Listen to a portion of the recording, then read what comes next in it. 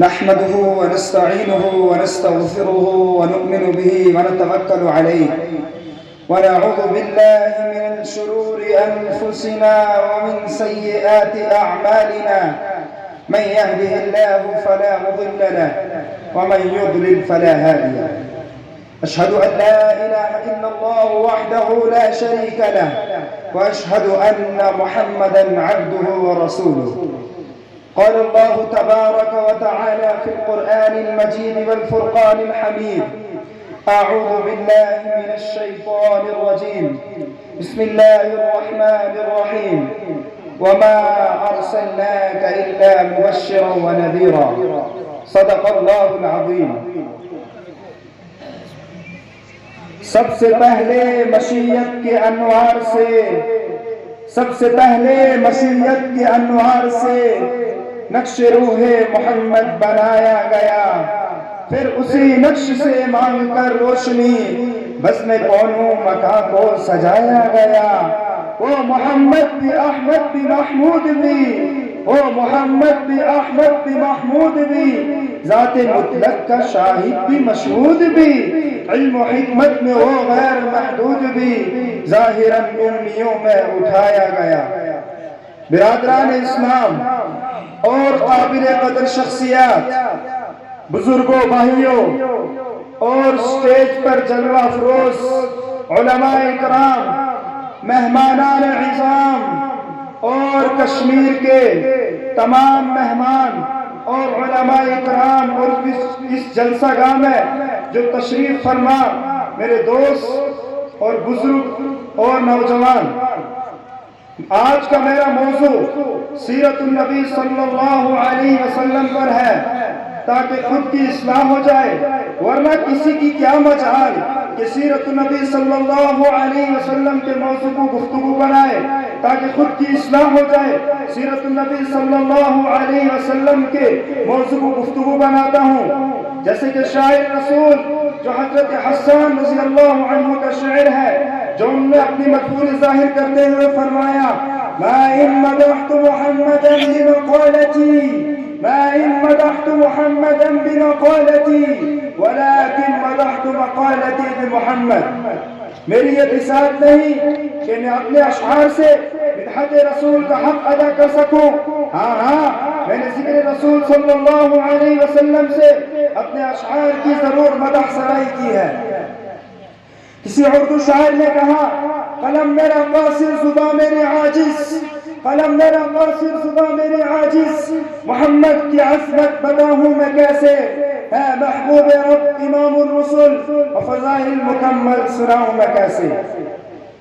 ملت اسلامیہ کے دھڑکتے دلوں، بعثت نبوی صلی اللہ علیہ وسلم سے قبل پورے جزیرۃ العرب پر کوئی حکمرانی کرنے کے لیے تیار نہیں تھا، نہ نظام مکمل تھا۔ عدالت و انسانیت، امانت و دیانت، عصمت و عفت، صلاح و تقوی، زہد و ورع کا جنازہ نکل چکا تھا، شرافت و عزت کی کلیاں مرجھا چکی تھی، شرک و ضلالت کی تاریکی ہر صدق سے نظر آ رہی تھی، ظلمت، نفرت، شقاوت اور عداوت کا دورہ تھا۔ کسی اردو شاعر نے کیا خوب منظر کشی کی: بدی کا زور تھا ہر سو جہالت کی گدائیں تھی، بدی کا زور تھا ہر سو جہالت کی گدائیں تھی، فساد و ظلم کی چاروں طرف پھیلی ہوائیں تھی، ذرا سی بات پر تلوار چل جاتی تھی آپس میں تو پھر جنگ آتی نہ تھی دو چار کے بس میں۔ اگر لڑکی کی پیدائش کا گھر میں ذکر سن لیتے تو اس معصوم کو زندہ زمین میں دفن کر دیتے، غرض جو بھی برائی تھی سب ان میں پائی جاتی تھی، نہ تھی شرم و حیا، آنکھوں میں گر میں بے حیائی تھی، مگر جب اللہ نے ان پر اپنا رحم فرمایا، عبداللہ کے گھر میں خدا کا لاڈلا ہے۔ قدرت خداوندی نے اس پرفتن دور میں شیدائیان لات عزا کو رشد و ہدایت کے راستے پر گامزن کرنے کے لیے، وحشت و بربریت کو ختم کرنے کے لیے فاران کی چوٹیوں سے آفتاب رسالت صلی اللہ علیہ وسلم کو طلوع فرمایا۔ مکہ میں طلوع آفتاب کے وقت آفتاب رسالت صلی اللہ علیہ وسلم آمینہ کے لال عبداللہ کے لخت جگر، عبد المطلب کے نور نظر دوشنبہ کو اپنے تمام انوار و برکات کے ساتھ تشریف لاتے ہیں۔ آپ ایسے وقت میں پیدا ہوئے جیسے کہ لیل و نہار دونوں نے فیض حاصل کیا۔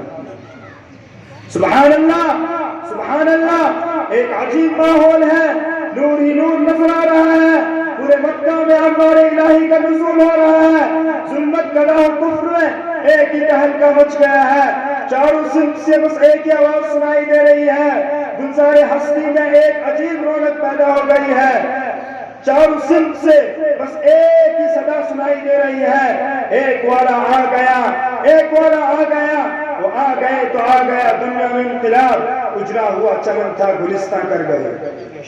میرے قلب و جگر کے ساتھیوں، حضرت آمینہ خود فرماتی ہے کہ میرا لخت جگر نور نظر اس وقت تو کلام نہیں کر سکتا تھا مگر انگشتہ شہادت کے ساتھ کچھ اشارہ کر رہا تھا۔ وہ اشارہ کیا تھا؟ وہ اشارہ اشہد ان لا الہ الا اللہ کا اشارہ تھا۔ قلب آمینہ میں مسرت اور خوشی کی کوئی حد نہ رہی، لیکن جب محمد کی اداؤں کو دیکھا کچھ غم کے اثرات بھی ہیں، فرماتی ہے کہ کاش آج عبداللہ ہوتے جو چاند سے بھی زیادہ خوبصورت ہے، دیکھ کر کتنا خوش ہوتے اور کھلونا وغیرہ لاتے۔ غیب سے آواز آئی، اے آمینہ فکر مت کرو، میں اس کا رب ہوں، مربی استاد بھی، سب کچھ ہوں اس کا۔ اگر ایک بچہ کھلونا مانگے چاند کو کھلونا بنا دوں گا، اگر سحر و تفریح کو دل چاہے میں آرات پر بلا دوں گا، اگر کوئی شہادت طلب کرے پتھروں سے بھی کلمہ پڑھا دوں گا۔ اس کے بعد عبد المطلب آتے ہیں، سوال کرتے ہیں، اے آمینہ کوئی نام سوچا ہے؟ آمینہ کہتی ہے جب سے بچہ پیدا ہوا ہے نہ زبان پر قلب ہے نہ قابو پر، ذہن میں کئی نام آتے ہیں مگر قلب پر یہ دستخط ہوتی ہے محمد صلی اللہ علیہ وسلم۔ عبد المطلب کہتے ہیں اے آمینہ اس نام کو اور اس نام کا بچہ میں نے پورے جزیرۃ العرب میں نہ دیکھا نہ سنا۔ حضرت آمینہ فرماتی ہے آپ نے اس جیسا پورے جزیرۃ العرب میں کیا اس جیسا بچہ پوری قیامت تک موجود نہ ہوگا جس کی تعریف خود رب کائنات کرتے ہیں۔ وَرَفَعْنَا لَكَ ذِكْرَكَ۔ ملت اسلامیہ کے پاسبانوں، آپ کا نام محمد ہی نہیں تھا بلکہ عنوان بن گیا تھا، آپ کو تمام محاسن کا ایک خوبصورت گلدستہ بنا دیا تھا۔ حضرت عائشہ صدیقہ رضی اللہ تعالی عنہا فرماتی ہے کہ مصر کی ان عورتوں کو دیکھ کر یوسف علیہ السلام کو مصر کی ان عورتوں نے دیکھ کر اپنی انگلیاں کاٹ دی تھی، اگر وہ میرے حبیب کو دیکھتی تو اپنے دل چیر دیتی۔